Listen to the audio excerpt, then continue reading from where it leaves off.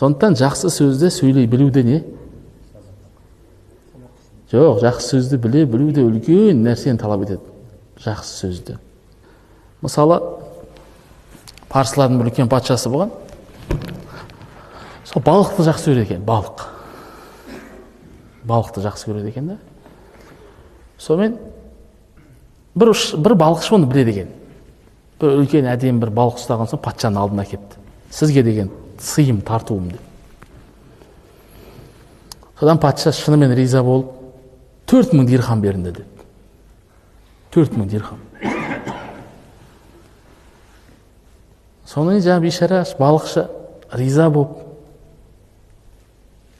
шығып бараса сарайдан әйел түртеді дейді патшаны. Бір балыққа жаман 10 дирхам тұрмайтын балыққа 4000 дирхам беріп жүргенсіз.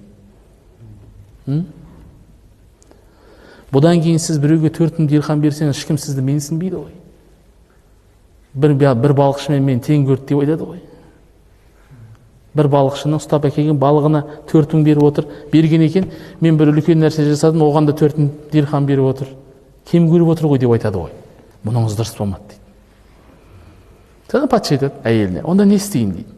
Сіз шақыртыңыз, мен айласын білем дейді. Қайтып 4000 дирхамды алудың жолын білем. Балықшыны шақыртады. Балықшы құзырына кіреді. Кірген соң, ал дейді, әйеліне айт дейді, жаңа не айтайын деп отыр енді. Ханшайымның саған айтатын бір сөзі бар дейді. Соң ханшайым айтады, одан бұрын айтпақшы, күйеуіне айтады. Қазір мен сізге сұрақ дайындап берем дейді. Сұрақ дайындап берем. Балық еркек пе деп сұра.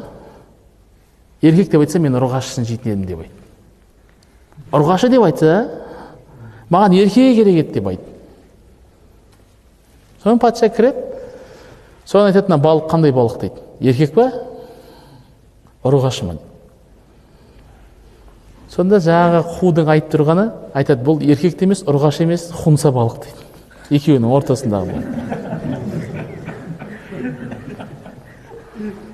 Содан патша күліп жүреді жаңағы, тағы 4000 дейді.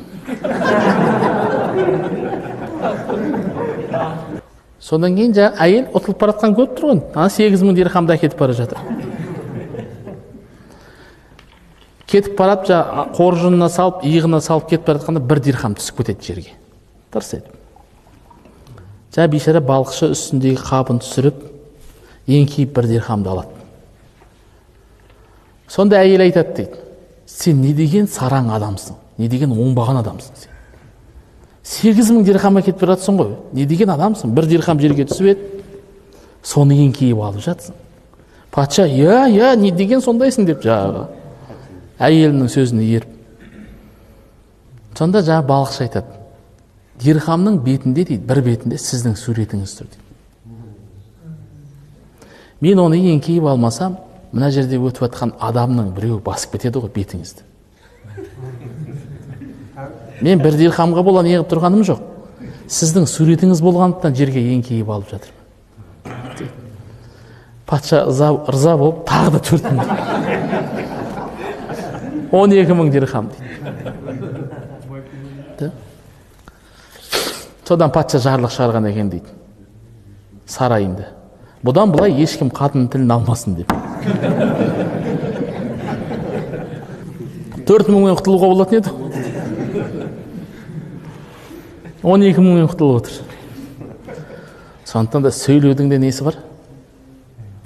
Орны бар. Сөйлеуді де білу керек.